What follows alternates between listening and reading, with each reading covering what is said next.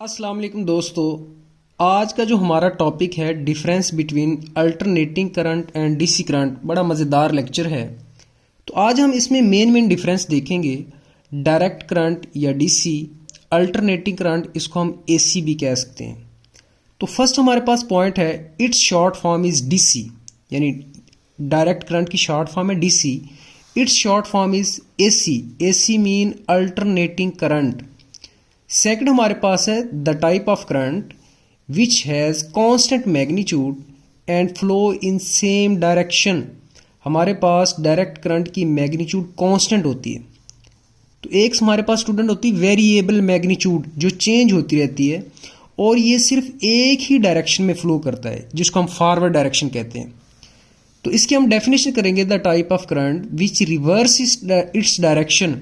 इसकी direction change हो सकती है and also change its magnitude, और इसकी मैग्नीट्यूड हमारे पास वेरिएबल होती है। चेंज का मतलब स्टूडेंट होता है इंक्रीज और डिक्रीज। इसकी मैग्नीट्यूड कभी इंक्रीज होती है, कभी डिक्रीज होती है। तो स्टूडेंट थर्ड पॉइंट हमारे पास है, ग्राफ की बात करेंगे हम। तो it's graph will be straight line या हॉरिजेंटल। आप देखें कि हमारे पास वाई एक्सिस पे करंट है और एक्स एक्सिस पे टाइम है। तो इस तरह का ग्राफ आपको कहीं भी नज़र आए तो ये हमारे पास डीसी करंट का ग्राफ है। तो अल्टरनेटिंग जो हमारे पास करंट होता है उसका जो ग्राफ होता है साइन कर्व। ये मैथमेटिक्स में हमने पढ़ी है साइन कर्व, कि हमारे पास यहाँ पे होता है ज़ीरो, यहाँ पे मैक्सिमम, फिर ज़ीरो, फिर नेगेटिव में मैक्सिमम, और फिर हमारे पास ज़ीरो। तो ये एक हमारे पास वेव कंप्लीट हो गई। इसलिए हमने कहा था कि इसका जो हमारे पास ग्राफ होता है वो वेरिएबल होता है, ये चेंज हो रहा है, ये अपनी डायरेक्शन को रिवर्स कर रहा है। इसमें भी एक्स एक्सिस पे हमने टाइम लिया और वाई एक्सिस पे करंट लिया है। बात करते हैं हम पॉइंट नंबर 4 में इसकी सर्किट डायग्राम की। तो ये हमारे पास एक बैटरी है और ये बैटरी हमें डीसी करंट देती है। तो देखिए स्टूडेंट, ये एक ही डायरेक्शन में जा रहा है। इसकी डेफिनेशन में हमने कहा था इसकी डायरेक्शन एक ही है, फ्रॉम पॉजिटिव टू नेगेटिव। यहाँ पे हमारे पास लोड लगा हुआ है, रेजिस्टेंस, तो इसमें से करंट गुजर रहा है। और इसकी हम सर्किट डायग्राम की बात करें तो ये हमारे पास जो सिंबल है ये है जी एसी सोर्स का, और एसी सोर्स की पोलैरिटी चेंज होती है। देखिए फर्स्ट हाफ में इसकी पोलैरिटी पॉजिटिव, ये नेगेटिव, और करंट जा रहा है हमारे पास क्लॉकवाइज डायरेक्शन में। नेक्स्ट हमारे पास नेक्स्ट हाफ में इसकी पोलैरिटी हमारे पास चेंज हो जाएगी, ये नेगेटिव है और ये पॉजिटिव। तो ये हमारे पास anti clockwise, clockwise, anti clockwise, clockwise, anti clockwise. तो ये हमारे पास कौन सा करंट है? AC current, alternating current. अगर हमने इस सर्किट में से पॉइंट नंबर 5 में करंट को मेजर करना है तो हमारे पास ओहम लॉ पड़ा हुआ है।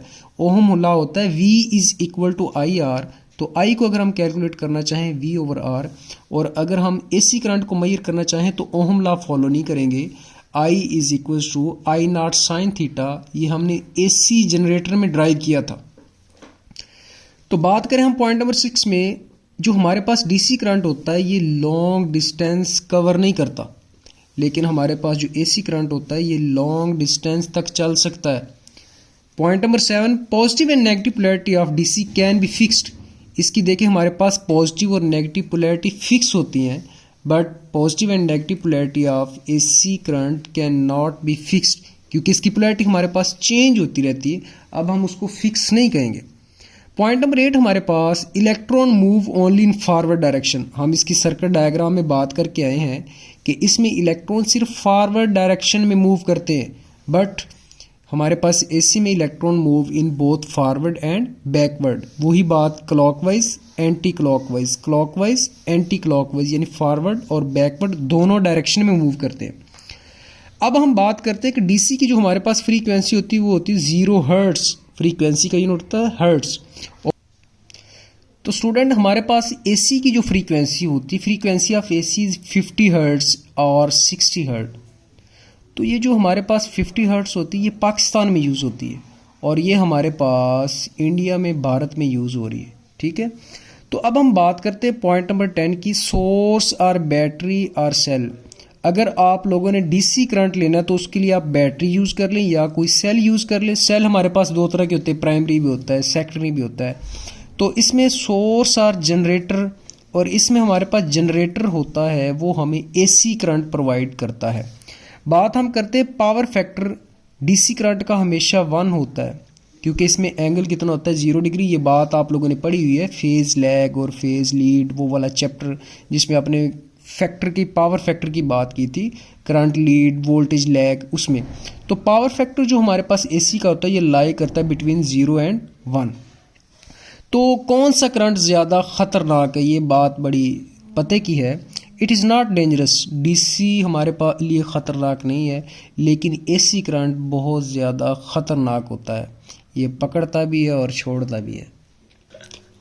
तो लास्ट पॉइंट हमारे पास यूजेस की बात करते हैं। तो डीसी करंट हमारे पास बैटरीज में, इंजन में, कनेक्टर और फ्यूल सेल में यूज़ हो रहा है, और हमारे पास एसी करंट ये मोटर्स वगैरह में और जनरेटर वगैरह में यूज़ हो रहा है।